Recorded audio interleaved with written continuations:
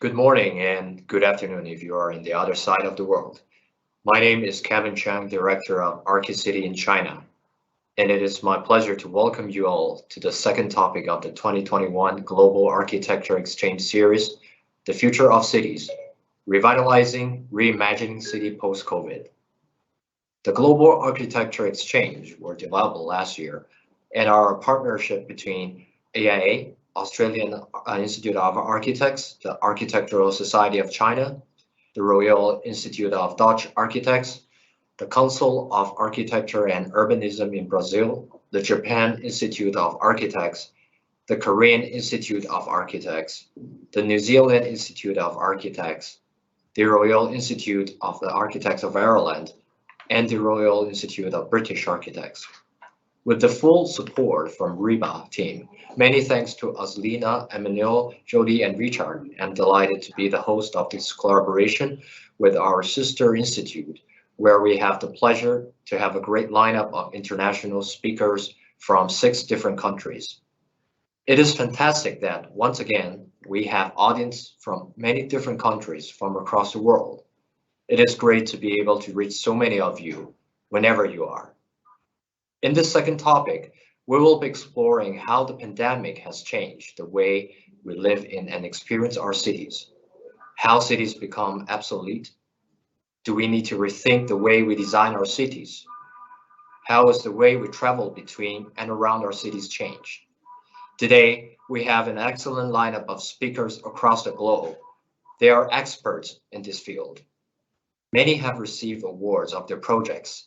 They will talk about their experiences and the changes they face in their part of the world when thinking about the future of cities post-COVID. May I take this opportunity to thank all of our speakers whom I will introduce individually as we go through the main presentations. Mr. Dong-Woo Im from Proud, Republic of Korea. Chris Williamson, Weston Williamson and Partners, UK. Dr. Natalie Allen from the Urban Advisory, New Zealand. And Ton van Hoven CS, Netherlands. Bob Hannon, Architects Department of Dundee, Reddown County Council, Ireland. Ark Xiaowei, CITIC General Institute of Architectural Design and Research, China. Thank you for taking the time out of your busy schedule for this event. It is much appreciated. Before we move to the sharing session, there are a couple of housekeeping points for our audiences. There will be an opportunity to ask questions at the end. If you wish to ask your questions, please type these into the question box. We will get to as many questions as possible. However, if yours was not answered, a record of it will be kept and you will be contacted with an answer whenever possible. For any queries, please do not hesitate to contact the team at ribainternational@riba.org. I am now delighted to open the sharing session. Each of our speakers has around 6 minutes to share their thoughts. And our first speaker is Dong-Woo Im, the co-founder of Proud, assistant professor at Hongyi University from Seoul, Republic of Korea. Our first speaker is the co-founder of Proud, and beside winning the Architectural League Prize of 2013, he is also the co-curator of the city's exhibition in 2019 Seoul Biennial of Architecture and Urbanism. Dong-Woo has received international recognition as his work have been exhibited worldwide, including the award-winning Career Pavilion in Venice Biennial 2014, and MoMA in New York and DNA Gallery in Berlin. Now, I would like to hand over to Dong-Woo. Thank you very much for the introduction, Kevin. Hello, my name is Dong-Woo Im, and today it is my great pleasure to share my futuristic and radical ideas about how new technologies in the transportation industry would change our cities and architectures. These ideas might be bold, but I think it is the right moment to talk about that because this pandemic era made us question where is my safe place and how can I be secure from the others. As you know, cars are already the most private and secure space in the modern world. Outside of your house, your car is the space where you can do the most private things. In this sense, perhaps autonomous vehicle will be developed as autonomous mobile space rather than just a car. Cars are not just for the movement, but also for the space to occupy. We can eat, work, sleep, and study in this autonomous mobile space while moving. A century ago, architects questioned how architecture should respond to new modes of transportation. And now in the 2020s, we all have to question how our cities and architecture would adopt this new autonomous mobile space. The relationship between cars and architecture always has been changing depending on the era and the program. Instead of being independent from cars, it is true that architectures nowadays are more integrated with cars. Even some architectural typologies are defined by the relationship to the cars or parking. Then the following question is, how would this AMS, the autonomous mobile space, transform our architecture? And furthermore, how would it change the physical form of our cities? It may not change them all if it is understood the same as current vehicles, but if it is understood as a space, it may work as a space that is part of an architecture. The AMS could integrate it to existing architecture and start transforming them. Some of the spaces, such as dining room and bedroom, social room, could be provided by these AMS. Once this autonomous mobile space becomes institutionalized, it is obvious that a new form of architecture will emerge. Already, many new ideas are popping up in response to this pandemic era, and I would like to share futuristic ideas on how architecture will be hybridized with this AMS in the future. Architectural space perhaps does not need a full height space anymore. People would just come in with their AMS and occupy the space while sitting in their mobile space. You don't need to worry about being affected by others. All will be kept in social distance. For example, this half space will be used as a socially distanced restaurants where people can sit together while having their own private space. Meals will be served through the conveyor belt so that there is a minimum of human interaction. So architecture becomes a machine that provides services while the AMS provides the actual occupiable space. So perhaps architecture could just be a shell that is adaptable to any type of environment. It could be a cafe, restaurants, or a library. You can come here with your own AMS because you'll miss a social interaction. It means that the people will want to interact with others. Pandemic would not be able to break the human nature of being in a community. People will still find a way to live together in the post-COVID-19. Then how can we imagine communal living space in the post-pandemic era? Again, this autonomous mobile space is basically the means of movement in the future, and the architecture provides a minimum size of bedroom. You'll interact with your roommate while sitting in the AMS. You can have dinner together, but never be able to touch each other. You'll still share the dining and bathroom just as any other shared living room these days. The new shared living with AMS has enough privacies while providing social interaction with your roommates. This AMS will change the whole logic of the city form. The current street system is based on the vehicles invented centuries ago, but these autonomous vehicles may not need any street system. They just need a designated space to move around. New architectures are located like islands in the sea. Many new typologies will emerge as hybridized models to accommodate autonomous mobile spaces. They're not based on the users or usage, but rather based on the ways how they accommodate AMS to the buildings. And future cities will be like an archipelago of these buildings, and AMS will move through and around them. These are the prototypes that I made for the exhibition. And perhaps today's presentation was too naive or futuristic. However, I would like to provoke you to think about what architects in 100 years ago were like. With all the new technologies and industrialization, perhaps they didn't know how to integrate them into architecture, but many provoking questions back then made the current built environment nowadays. So what questions should we ask at the moment when we are facing unprecedented technological advancement and in the post-pandemic era? Thank you. Thank you, Dongwu, for your brilliant speech. And Chris, now let's move on to our second speaker, from the Royal Institute of British Architects. He is the founder partner of Weston Williamson and Partners Architects and Urban Designers, which specializes in the design of sustainable communities based around well-designed public transport. WWNP won the Queen's Award for Exports in 2018, and Chris has also established design studios in Melbourne, Sydney, and Toronto, designing and delivering transport projects in the cities. He researches and writes extensively on the future of emerging travel technologies. Now let's hear out Chris sharing. Chris, you can start now. Thank you. Thank you. It's fascinating to see how everybody around the world is tackling the response to the pandemic.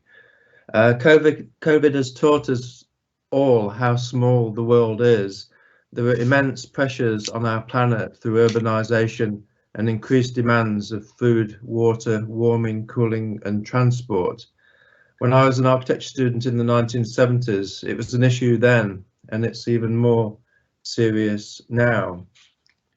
I was 12 when Neil Armstrong walked on the moon, and like many of my generation, I'm convinced that we can solve most, if not all, of our problems through technology and innovation. There was criticism of Joe Biden recently for saying this, but Kennedy's speech in 1961 proved that we could put a man on the moon before the end of the decade. It showed what is possible with political will. We need the same political will internationally to combat climate change. Andrew and I formed Weston Williamson in 1985, and one of our early projects was the Jubilee Line station at London Bridge. There was a lot of refurbishment of magnificent 100-year-old infrastructure, but just as important as the project, and we learned a lot from it, was the realization that how a relatively modest cost of the project led to an amazing transformation of the east end of the city, with significant redevelopment of disused industrial land, providing housing and job opportunities close to the route of the Jubilee Line. But as well as those city shaping, we could appreciate the benefits of providing well-designed, safe, efficient public transport on our environment, attracting commuters out of their cars and onto more sustainable forms of public transport. I've always been fascinated by visions of the future. This is from the 1950s. There's some fantastic examples, and it's interesting to see, like the previous speakers, which ones will work and which ones won't. But how emerging technologies will change the way we travel is fascinating. This Hyperloop is one possibility, and we've been following the developments, and this proposal linking Brisbane, Sydney, Melbourne and Perth, some of the busiest air routes in the world. Hyperloop would be a much more energy efficient way of travelling and sustainable. For the moment, though, we are making the most of existing technologies to provide great public transport, such as Crossrail, a new east-west link using 200-metre long trains through the heart of London. This is 20% funded through levies on business and development opportunities. This shows the north side of Paddington, where we added a new ticket hall serving London Underground. So connectivity through cities is a big issue. In the distance, the structure continues to the new taxi drop-off. This is the south side of Paddington, where the taxis used to be. This used to be full of taxis belching out exhaust fumes. It's now a pedestrianised new urban place populated with shops, cafes, bars and restaurants. It's the integration of these activities as well as the provision of public transport which will bring passengers back onto a civilized transport system.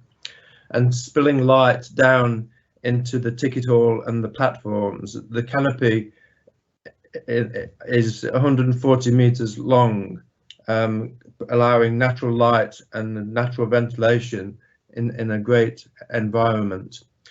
At the east end of London, about 13 miles away, we're doing the other Crossrail station at Woolwich, again integrating art and natural light and urban public space, encouraging people to leave their cars onto the Crossrail system. And this is the master plan which the station feeds. Originally there wasn't going to be a station at Woolwich, but the owners of the site petitioned Parliament, assisted by the local council, and a new station was added, giving people choice of where to live and work.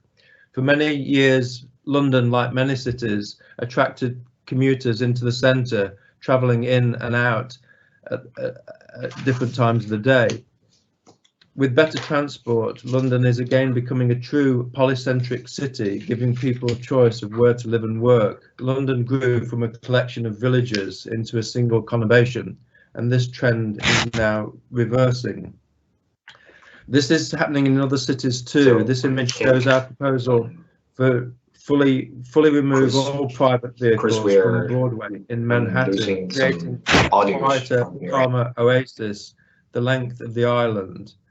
Other cities too are learning from London. This is Melbourne, where we are working with local architects and engineers to design and deliver a similar city-shaping underground metro. This shows Arden Station, which will serve a new residential and commercial development on the edge of the city. And this is this central business district at Melbourne, creating these cathedral-like spaces to encourage commuters to use the system. Sydney is also providing a new, so this slide hasn't changed, Richard, I don't know why. Sydney is also providing a new metro system across the city, severing the reliance on private motor cars.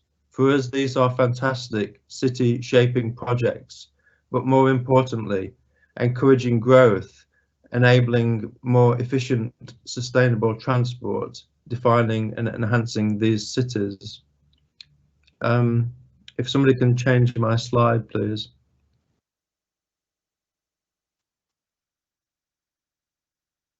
Thanks. So that's the Melbourne Central Business District station. The two major projects in London which are on hold because of the pandemic and the effect of the fare income diminishing. The first is Crossrail 2, which will run north-south through London. This image shows the second one, which is Bakerloo Line Extension, which, if anybody knows the old Kent Road on the Monopoly board, the cheapest part of the Monopoly board, this will be significantly improved by better connectivity, helping to green the city and make it a more civilized place. Looking forward, I don't agree with the Blade Runner dystopian vision of the future. I see technology offering opportunities for a green and pleasant city.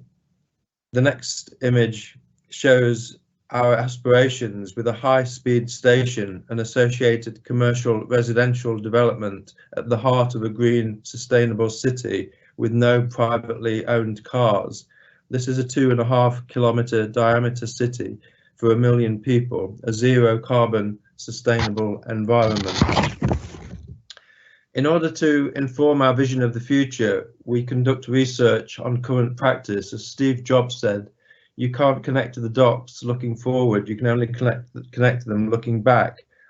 As people, we've changed very little over 2,000 years, but the technology we use to work and to live, to entertain ourselves and to travel has changed dramatically. And it'll be interesting to see over the next few decades how that technology will change the way we travel between and within our cities. Thank you. Thank you so much, Chris. That is really impressive. Now, I would like to introduce Dr. Natalie Allen. Dr. Natalie Allen is the Director and Urban Strategies from the Urban Advisory, New Zealand. She is specialized in designing neighborhoods that enhance well-being and is passionate about supporting clients by delivering quality, resilient, and people-centric developments. With a background in urban design and governance, Natalie regularly publishes her work about the built environment industry and rethinking how we deliver our houses, neighborhoods, towns, and cities. I'm going to hand over to Natalie. Natalie, you may start now. Thank you.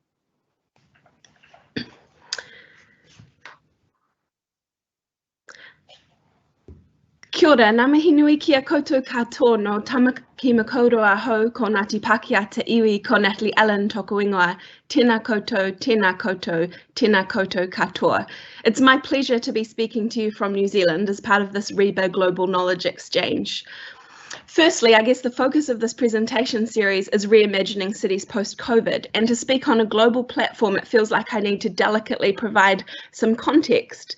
This image is my local high street in early March of this year, and I think it's safe to say that while we've had some lockdowns here in New Zealand, we can't claim our experiences of COVID are quite the same as the rest of the world. In saying this, I think that we are still heading in a similar global direction in terms of reimagining cities by shifting to prioritising well-being outcomes in all the decisions we make. At the Urban Advisory, our team considers all of these aspects of kind of daily life citizen centricity when we're advising our government, property and community clients. Well-being is increasingly becoming embedded in our national policy and strategy frameworks, how we establish our business cases for regeneration programs, and how councils and in turn the market will be expected to address our urban growth. It's becoming a real era of reform here in New Zealand as we move to a state of reimagining our future cities. And a lot of our thinking about well-being is beautifully underpinned by Tau Māori, the worldview of our Indigenous culture here in New Zealand. And we must credit this thinking with really helping all of us to understand well-being in a way that connects our physical, spiritual, emotional, and familial understanding of well-being to our land. In rethinking our cities, our connection to place and the impacts that our places have on our overall well-being is critical if we are to prioritise delivering better outcomes for our people. And there's really an ever-emerging dialogue in New Zealand about how we need to challenge the way we think about our environment and land use. Which brings me to the project or case study I'm going to try and squeeze into my 6 minutes. Eastern Porirua, outside the capital of New Zealand, Wellington, a community earmarked for the government's first regeneration program to be developed under its wellbeing budget. The program has been framed to operationalise Treasury's National Living Standards framework at the scale of a neighbourhood by delivering outcomes across such wellbeing domains as health and cultural identity, and resilience is integral to all the domains. The essence of this is that we can no longer deliver just houses. Understanding the fabric of our neighbourhoods and the interconnected system of wellbeing requires much deeper thinking. These outcomes are all co-designed by stakeholders and have a whole series of indicators and measures that sit behind them. And I think in terms of imagining our future cities, the message here is that we need to set clear agreed targets before we deliver built projects and monitor and evaluate our progress so that we're on this journey of continual improvement. I think what this 20-year program has the potential to teach us, if it reaches its full potential, is that if we change our process, we can change our outcomes. And here's kind of our 6-step guide to reimagining cities post-COVID. What this will mean, I think, at a neighbourhood scale is more mixed use, mixed ownership community facilities. And the mixed ownership part is really important. I think it's also important for designers to get involved in this process. This particularly speaks to the point on the previous slide about needing to get creative with potential feasibility and governance opportunities, because good design is only part of the solution here. I, for one, look forward to seeing how these new facilities can be integrated into existing neighbourhoods and how we can shift away from sleeper suburbs to places to live, which means places where all our daily routines, from work to play to learning and contemplation, can coexist in one cohesive landscape. And this means that reimagining our cities will also require us to prioritise the local. And one philosophy that underpins this, which we're seeing increased interest in here in New Zealand, is community wealth building. Changing the process to change the outcomes in our future cities will also mean designing for new types of buildings. We desperately need to address mental health in New Zealand, and I think design will have a strong role to play in this, because built form has the power to heal if we choose to design for it. And I think this is an imperative for our future cities. Our future cities are also going to need to be places for mixed tenure housing projects, and we're going to need to embrace housing models such as cooperatives and community land trusts in order to address our inequitable housing system that is causing our social housing demand to skyrocket, because we don't yet have housing products for key workers such as teachers, nurses, or construction personnel.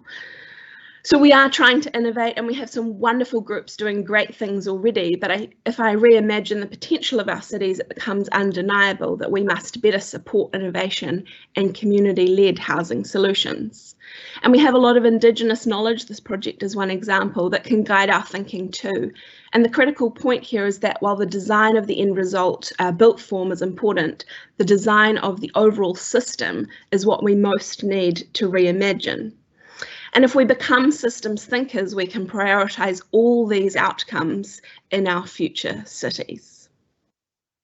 I guess finally, the key message here is that this mahi, this work, needs to be delivered through partnerships across the whole built environment industry. Reimagining our cities will require an end to silos and design-based purism. So thank you very much for letting me share my vision for how we might reimagine our cities in New Zealand in a post-COVID world and really focus on our people and places and their interconnected well-being. Thank you, Natalie, for your inspiring speech. And now I'd like to introduce our next guest speaker, Ton van Hoven, the Principal Architect and Urban Planner from Van Hoven CS, the Netherlands. Ton is the Principal Architect and Urban Planner of his practice, Van Hoven CS, and as a former Chief Government Advisor on Infrastructure, Ton advised on sustainability of infrastructural, urban, and regional planning.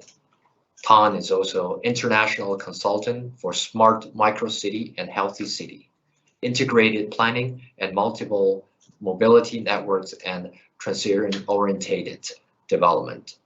His clients include national and international organizations, including NGOs and foundations.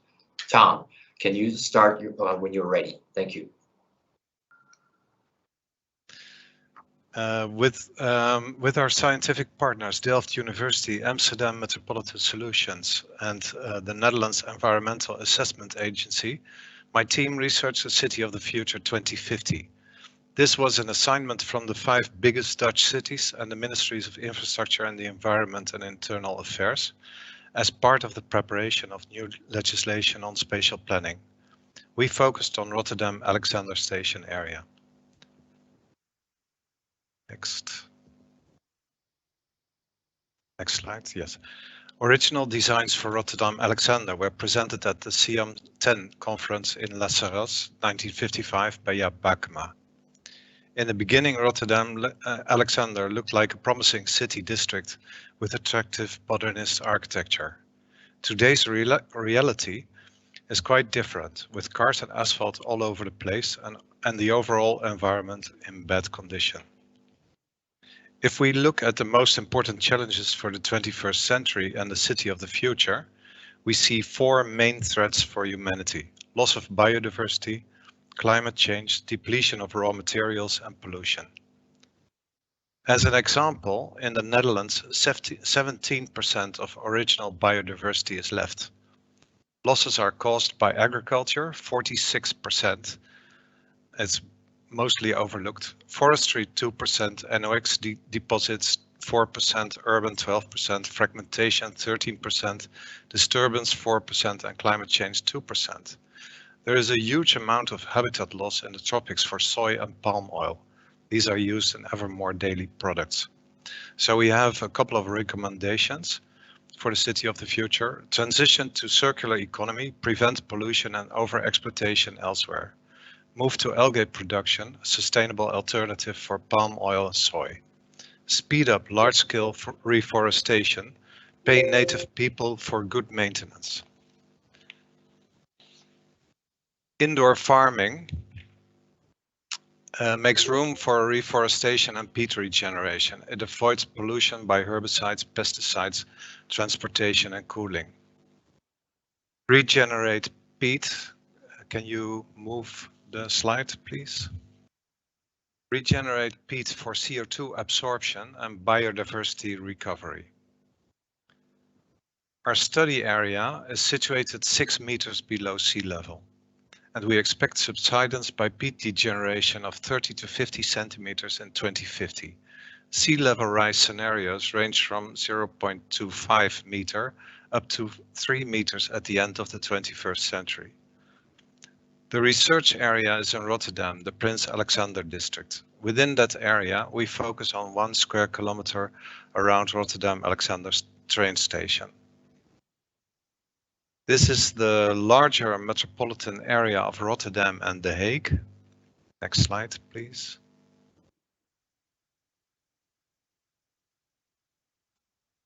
We propose to move agriculture to the city, green the metropolis, regenerate peatlands and rebuild ecosystems, also in urban parts of the metropolis. Even though the area is below sea level, we can stop pumping out water if we raise the groundwater level and boost evaporation by greening the entire metropolis. This also helps peat and biodiversity regeneration. We can transform the entire metropolis into a 15-minute walkable city if we develop neighborhood mobility hubs at walking distance and multimodal nodes at district level. This system of hubs will facilitate the transition to sustainable mobility. The city of the future is a proximity city. Organize self-sufficiency and circularity at the household level first. Whatever cannot be done there, go to the neighborhood level, and if that still doesn't work, go to the station biotope or the metropolitan landscape. At least one of these should work. Aim for self-sufficiency at every scale level. Think of circularity and potential for local energy generation, rainwater harvesting, indoor food production, textile repair, remaking, 3D printing, education, caring, ecosystem maintenance, etc. Remove 2 of every 3 streets. Make room for greening, neighborhood life, and the local economy. A proximity label related to tax incentives promotes self-organization and boosts the local economy. Develop the neighborhood economy, enhance neighborhood life. With current technologies and digitalization, many economic activities can be competitive at the local level. Develop the station area as multimodal node. Remove unnecessary streets, move high-frequency metro underground, repair and reconnect waterways. Next, please. This is how the core area could look like with a vibrant ecosystem, local food production and attractive public spaces for public encounter. The Prince Willem-Alexanderlaan is no longer necessary. A newly developed wetland contributes to biodiversity and a balanced ecosystem. This is also a key element of the new water management system.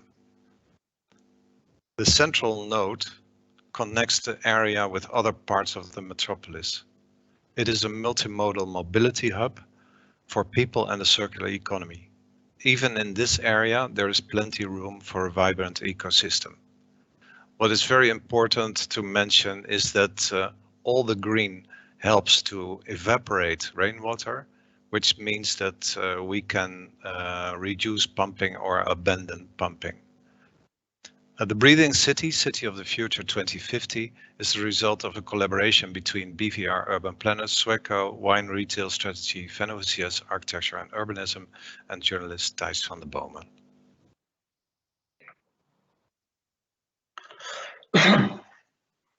Thank you, Tom, for your excellent sharing. And next, I would like to introduce our next speaker, Bob Hannon, the Senior Architect in the Architects Department, Dunleary, Rathdown County Council from Ireland. Bob gained considerable experience in residential, retail, and commercial development before joining the council in 2000. He now leads an award-winning team that specializes in high energy efficient housing, urban design, the design of civic buildings, and public realm projects.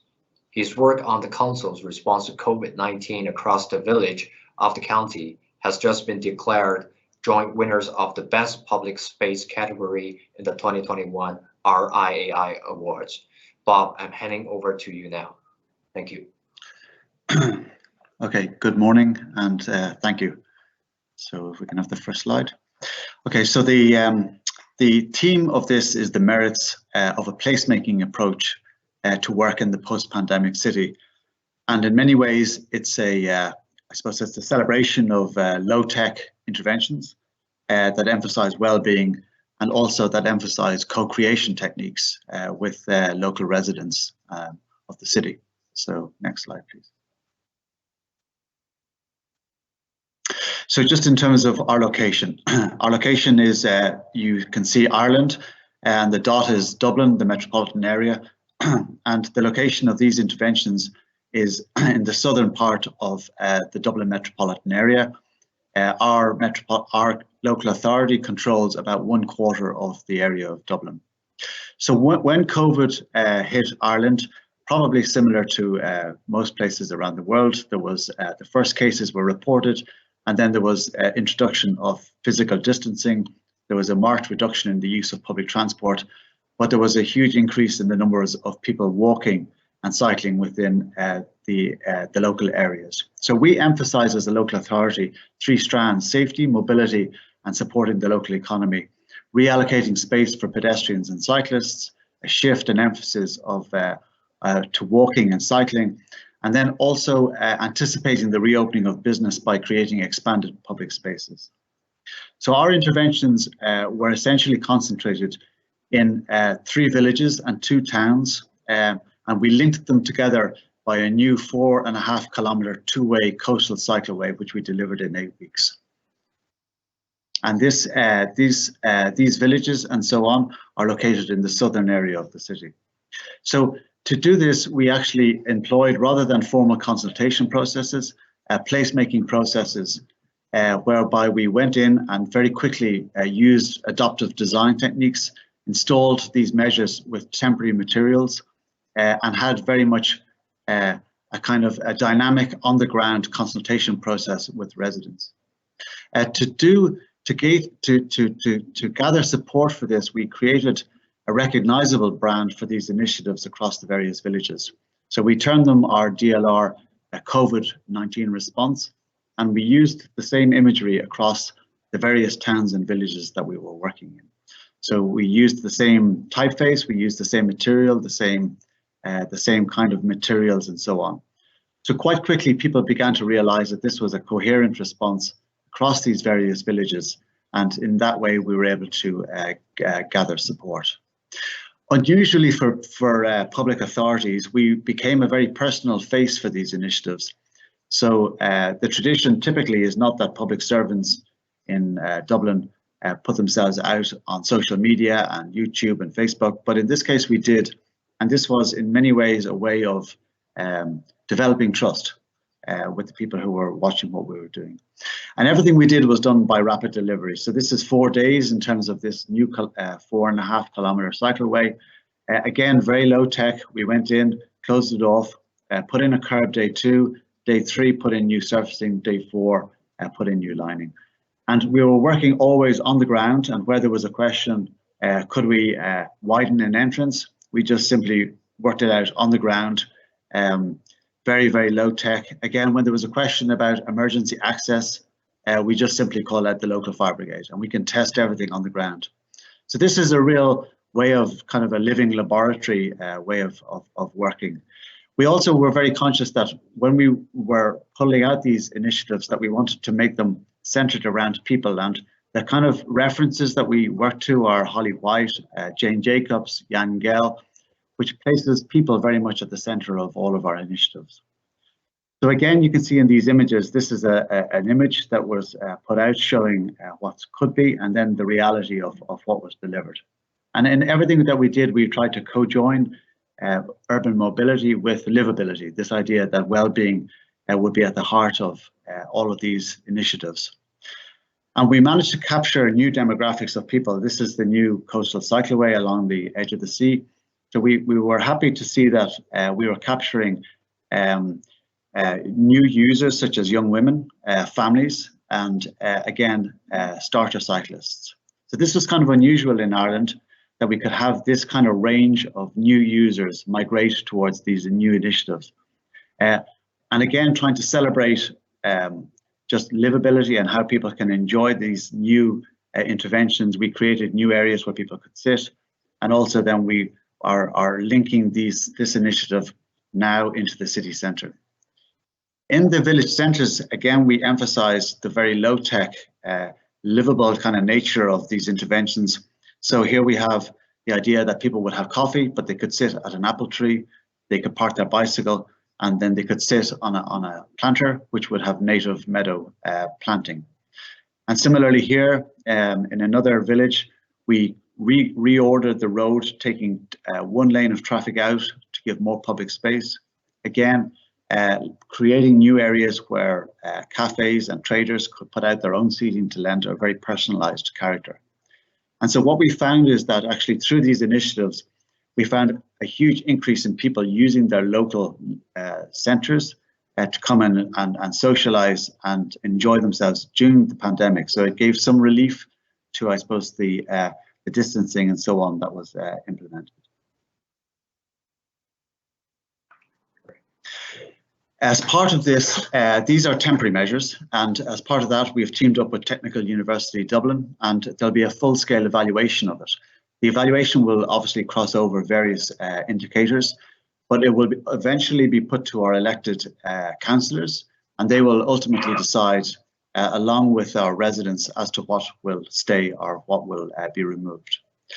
So, in conclusion, in terms of revitalising or reimagining how we make interventions in the cities post-COVID, I feel that there's a role for adaptive design, for very much on-the-ground implementation. There is that's a way of engaging with our citizens. The merits of placemaking as a design methodology, where you actually can almost sketch out in temporary materials before you will solidify in harder, deeper investment. And then finally, making sure that at the center of all of our design is an emphasis on livability and the well-being of people. Thank you. Thank you, Bob. That's really interesting. Now I'd like to introduce the next panelist, Ark Xiaowei, the Vice President from CITIC General Institute of Architectural Design and Research from China. Moving on, Xiaowei is the Vice President, and he is the expert committee of Green Building Evaluation Index in China Ministry of Housing and Urban Rural Development. He is also the VP of Traditional Architecture Branch of China Engineering and Consulting Association, the President of Hubei Research Society of Historical Buildings, and the Chinese representative for ArcAsia, ACGSA. He has published several works on design and urban planning in the post-pandemic China. Xiaowei, you can start now. Thank you. Thank you, Kevin, for introduce. My topic today is an exploration of ecological and house design in Wuhan.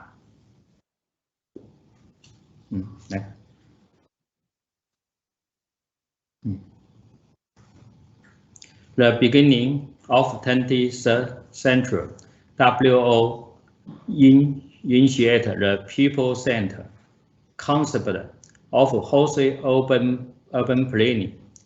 It takes full account of the influence of urban placemaking on human health and well-being. To judge its city wholesale, some cities carry out city physical examination. The parameters show the development of the concept of wholesale city. The latest city physical examination in Wuhan had parameter in and categories.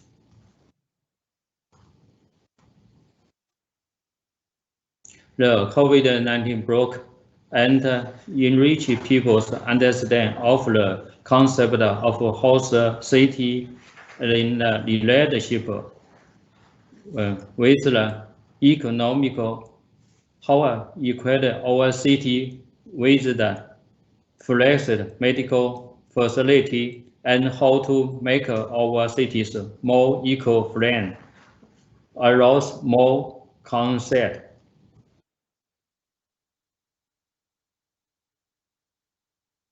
Next. 3 year post-COVID review Wuhan, name fifth aspect for development, medical care and public housing, emergency preparedness, host city, community development and economical revival. Much of its content is related to medical and nature ecological.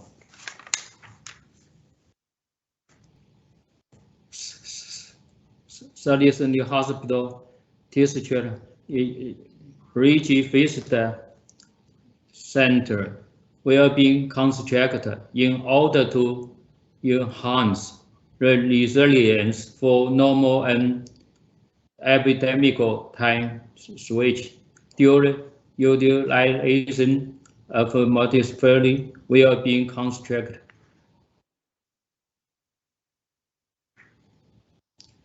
One of the lessons that we learned from the pandemic is the importance of community administration.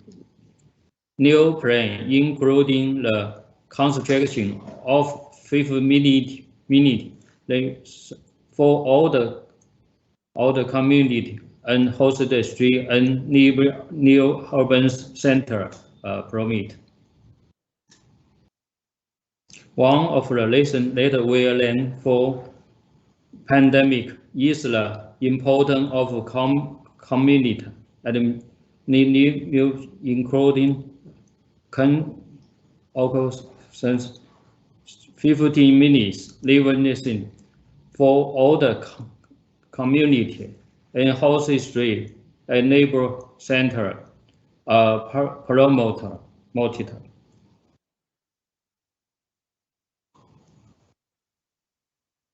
This action plan was integrated into the old neighbors renewed project that had launched before the COVID. City participated in the renewal of above 400 buildings, including some traditional residential property.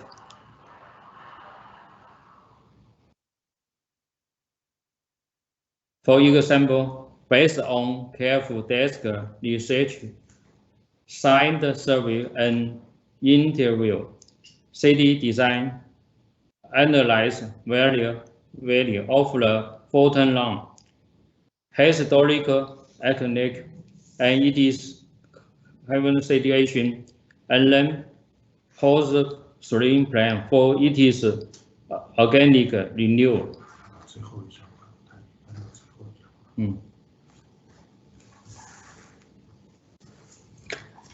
100 ecological, social character, local integrate function, including large city, ecological choice, culture presence, internal transportation, and public provision.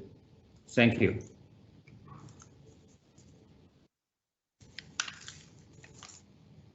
Thank you, Xiaowei, for your inspiring speech and sharing.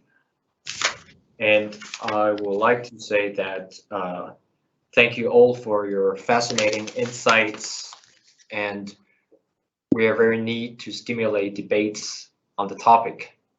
So I'm going now to open the event up to the floor for our questions. I'd like to start, if I may, the first question, I will change a little bit about the sequence. Maybe I can start with the first questions. How might the role and characteristics of transportation change in the post-COVID cities? And for example, how might people's interaction with the upgrade of infrastructure change? Maybe we can also, today we hear a lot of sharing from Natalie, talking about also about how to build a sustainable community. So Natalie, would you name 3 major factors which affect the success of a sustainable community? Thank you.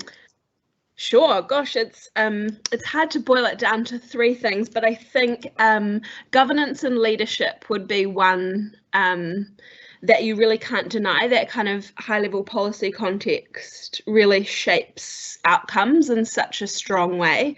I guess the second one would be design. I mean, if we don't build sustainable solutions into how we design things, it's very difficult to retrofit or go backwards.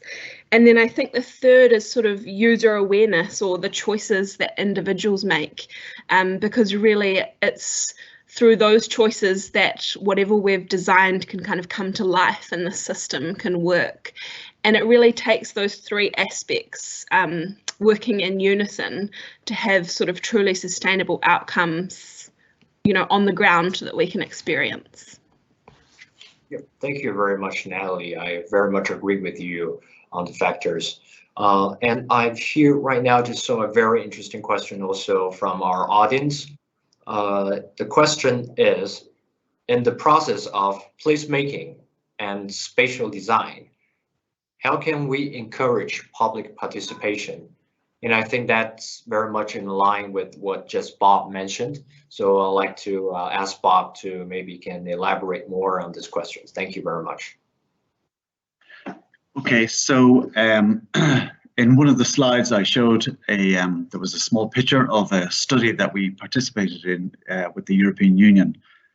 And in that we studied placemaking in various cities across the European Union. And what's interesting is that in each country, there are different traditions in how people participate in space design. And I think that that obviously relates to the traditions of each country.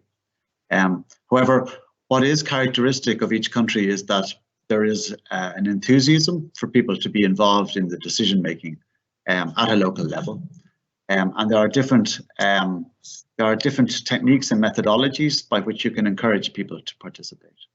So in our area in Dublin, it's a wealthy area, and people are very enthusiastic about joining and influencing policy and how things change within their area.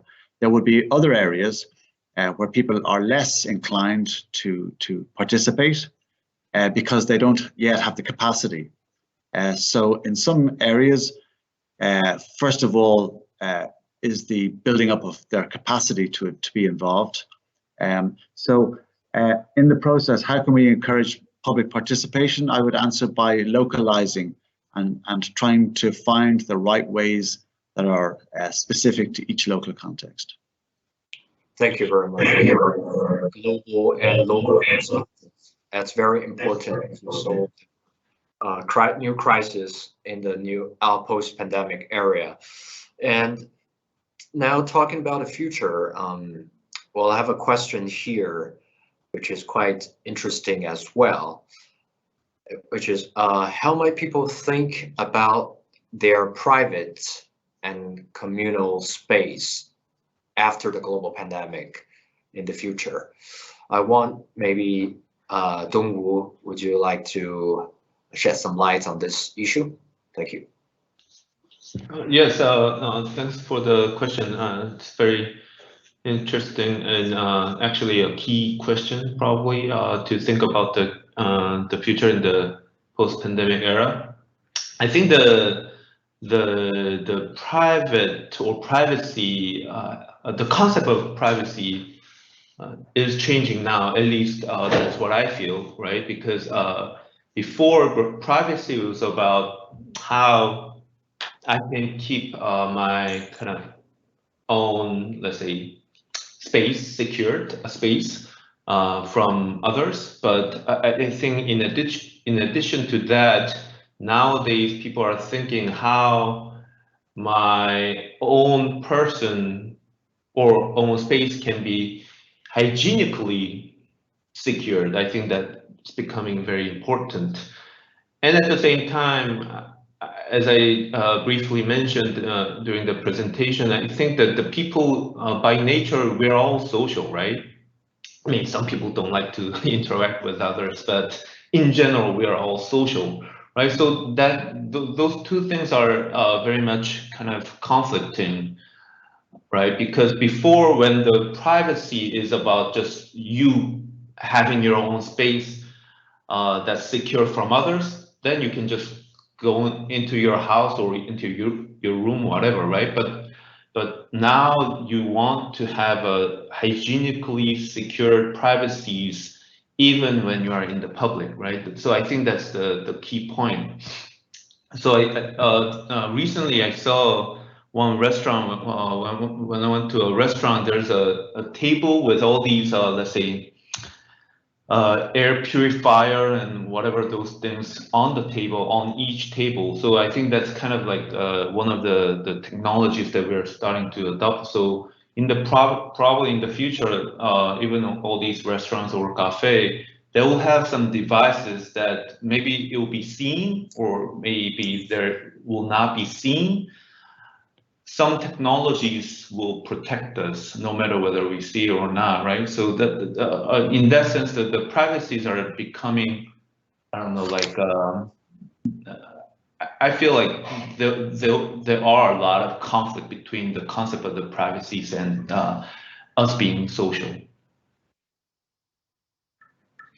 Thank you so much. And I particularly agree with you that going forward in the future, especially the next generation, might rethink about the way how to live, maybe live smaller but smarter, since the future is probably now.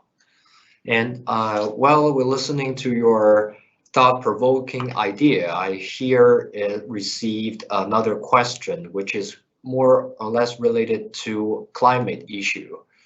The world is changing rapidly. The post-pandemic are helping us to rethink about the human and the relation between the human and nature. Carbon neutralizations. How do you foresee the infrastructure or architectural refurbishment to cope with the global climate crisis? And I would like to hand this question to Tom.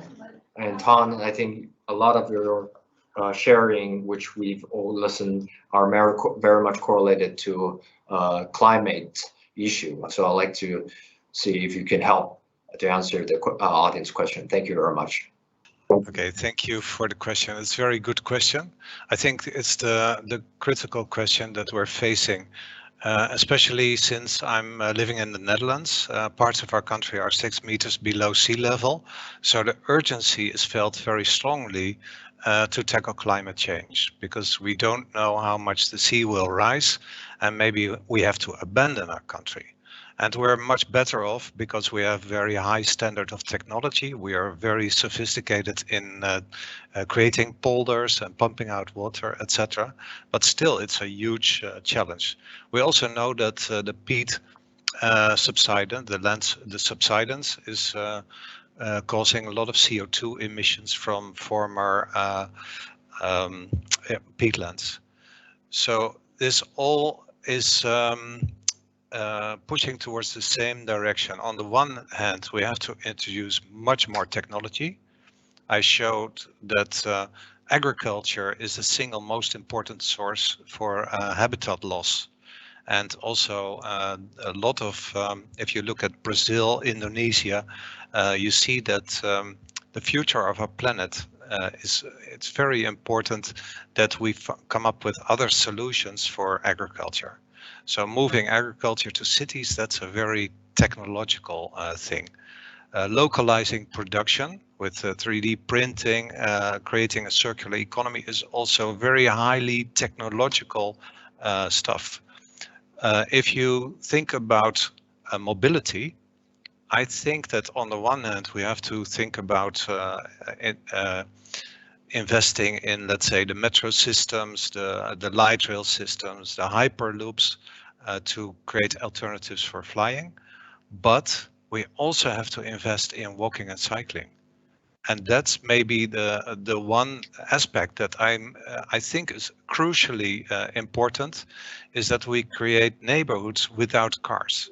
Let's say 1 square kilometer where you don't have cars, but where is room for the neighborhood to interact with each other. So I think also this social life, creating commitment from the local population, that's also critical. Thank you, Ton. And I think now, after the post-pandemic, we have to think about how to thinking relationship between people to people, nature and human, and how to rethink about the balance also. So in this case, I have a question, a common question, I guess this is for all speaker. Do you think the pandemic has truly changed the way the architects think about design? And may I have one volunteer to answer this question, please? Please raise your hand and I will. Thank you, don't worry, you can go first, appreciate it. I mean, just a simple thing. I mean, I think this is a very simple thing that we all know and we're all trying to do, is that these days I'm designing one new city hall in South Korea, and there the client doesn't require anything, or they didn't demand anything, but we voluntarily started to put all these hand washing faucets besides or at the corner of a lobby or at the corner of the entrances, whatever. So I think those are very small effort that we can make, but I think we can all start from there, right? Probably the spatial structure will change, or the way how we kind of circulate the buildings will change, but even before going to that level, I think there are very small things that we can adopt, right? And that's probably the responsibility that we have. Like I said, even when the client doesn't require anything, I think as an architect, I think we have a responsibility to respond to this this pandemic, I think. Thank you, Dong. Are there any volunteers that could continue our discussion? Thank you, Tom. Appreciate it. Yes, I think what changed a lot is that let's say 10 years ago, 20 years ago, everybody was talking about autonomous architecture, architecture for architecture's sake. And today everybody's talking about integrated design. And the integrated design means that you don't only think about form or materials, but also about responsibility for nature, about circularity, about social aspects. So it's much more integrated solutions that we're looking for. I very much agree with you on integration, because especially after the post-pandemic, a single, maybe that we could have our other guest speakers who would like to also continue some points. Yes, please. Thank you. So I would agree with Tom.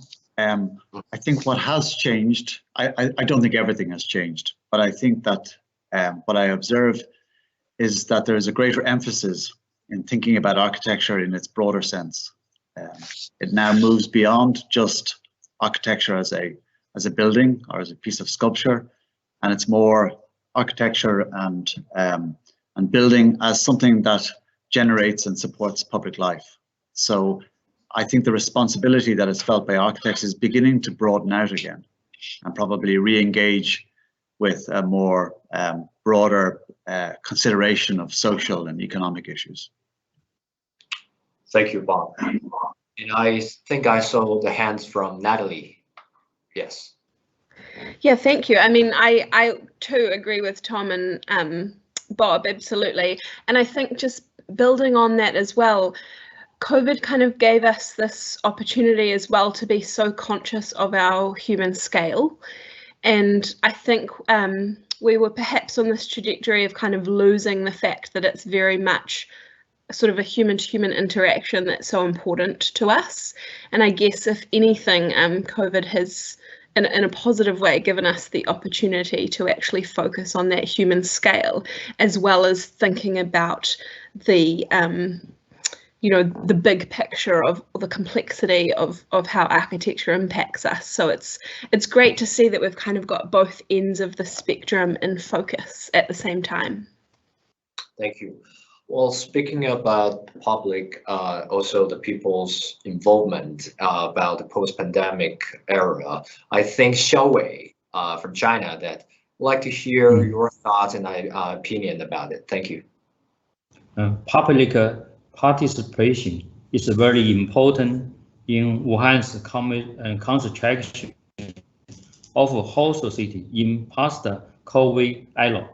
Through the hotline and mobile apps, experience then does on whole society, and the government do some service on in it too. Local AGN and volunteer and also important. Thank you. Thank you, Xiaowei. I'd like to say that it's been truly a pleasure to chair in today's inspiring session. And it was a very inspiring talk for everyone. You have shared with us a lot of interesting projects and ideas. And there's a lot that I can take away. Thank you again to all our speakers for today's event.